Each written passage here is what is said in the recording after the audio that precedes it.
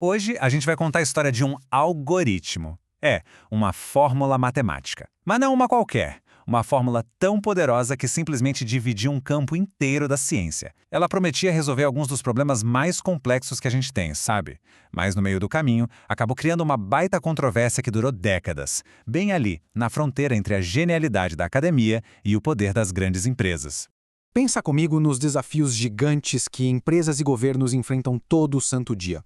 Como é que se gerencia a logística de uma companhia aérea para economizar o máximo de combustível? Ou como otimizar o fluxo de chamadas numa rede de telecomunicações para não dar congestionamento?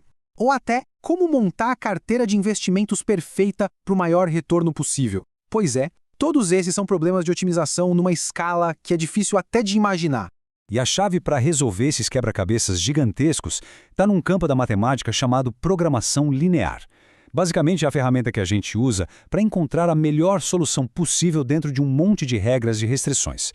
Resumindo bem, é a matemática da eficiência. Ok, vamos mergulhar um pouco mais nisso. Porque antes dos anos 80, a programação linear tinha um problemão. O problema era o seguinte: por décadas, os métodos que existiam para resolver esses problemas eram lentos de doer.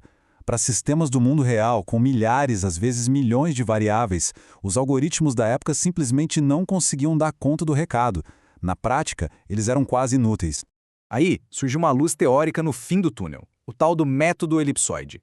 Foi o primeiro que provou que esses problemas podiam ser resolvidos em tempo polinomial, que é um jeito chique de dizer que, em tese, era eficiente. Só que na prática, foi um desastre, lento demais para qualquer aplicação de verdade. O palco estava montado para uma revolução. E então, essa revolução chegou. E ela veio de um matemático que ia mudar o jogo completamente. Em 1984, Narendra Karmakar, um matemático que trabalhava na AT&T Bell Labs, publica um artigo que, sacudiu o mundo da matemática e da computação. A criação dele? Um algoritmo totalmente novo e absurdamente mais rápido. O ponto crucial aqui não é nem entender essa notação complexa. O lance é olhar para os números que estão lá em cima, os expoentes. O método antigo era n elevado à sexta potência. O de Karmarkar, n elevado a 3,5. Para problemas gigantescos, isso não é uma melhoria pequena, é um salto monumental. É a diferença entre um cálculo que levaria séculos e um que leva algumas horas.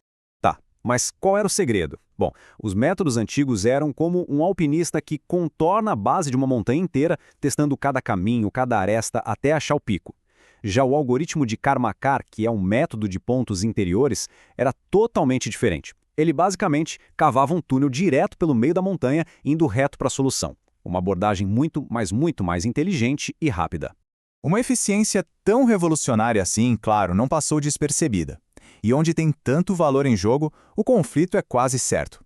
A descoberta matemática estava prestes a virar um campo de batalha, só que nos tribunais. Essa linha do tempo mostra a velocidade com que tudo aconteceu. Em 83 era só uma palestra acadêmica. 2 anos depois, a AT&T, sentindo o cheiro do potencial comercial, já entra com um pedido de patente. Em 88, a patente sai. E assim, por quase 20 anos, uma das ferramentas matemáticas mais importantes do século se tornou propriedade privada.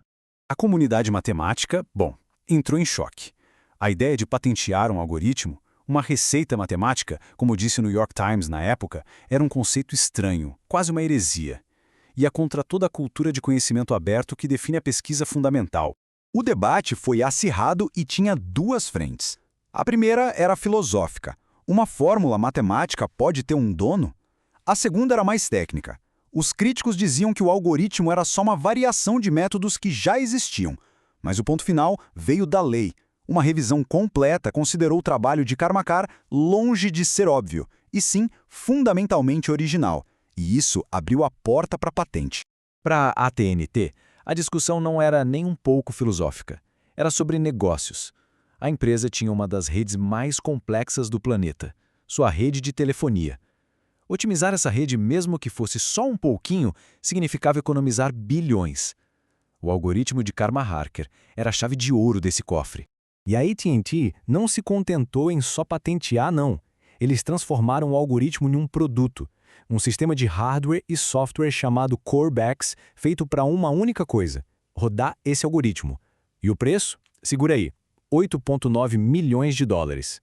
E para a gente ter uma noção do poder da coisa, basta ver quem foi o primeiro cliente. O primeiro a comprar o sistema Corbex foi o Pentágono, para otimizar a logística do transporte aéreo militar. Num piscar de olhos, a ideia de Carl Marker saiu do quadro negro de um matemático e foi parar no coração da segurança nacional dos Estados Unidos.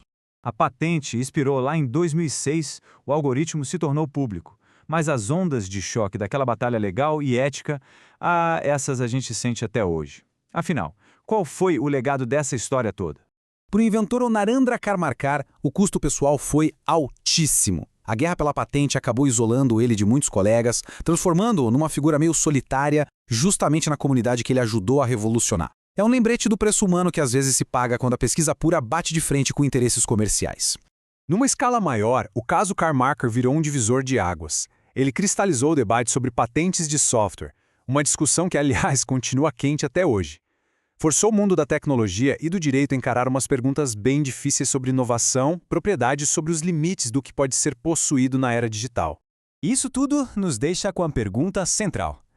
A história do algoritmo de Karmarkar não é só sobre matemática, é sobre o valor das ideias.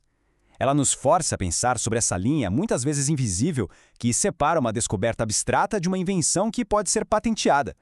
Uma questão que, num mundo cada vez mais governado por algoritmos, se torna mais urgente do que nunca.